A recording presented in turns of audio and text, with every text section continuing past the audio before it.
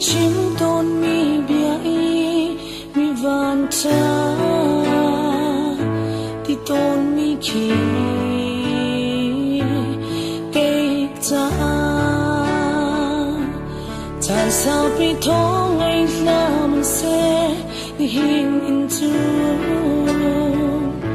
nang ma ruang a cây cha nung về sang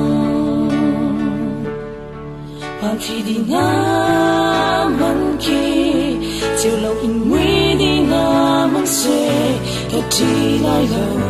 cứ khiang tê đi đốt mi nâng ma ra cha in ngã giang mù chung vàn ràng tôi thiên lá ca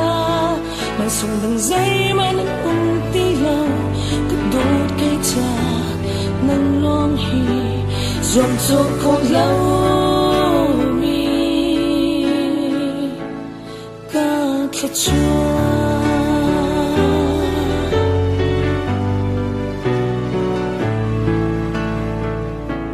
tràn tâm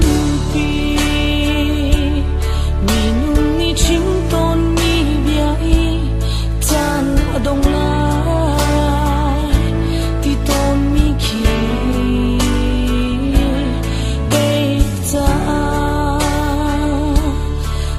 sao pi trí rất nung mình sẽ đi hình in nâng ma ruang à cây cha ăn giam đi chăng vàng phi đi ngã lần khi theo lâu in nguy đi ngã vẫn xuê và chỉ lại lâu cứ kiêng tê đột mi nâng ma ra cha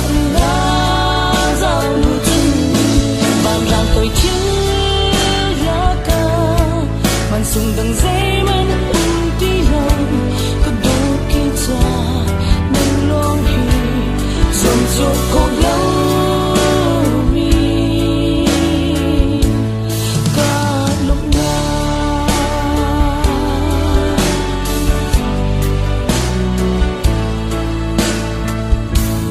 cả đôi ô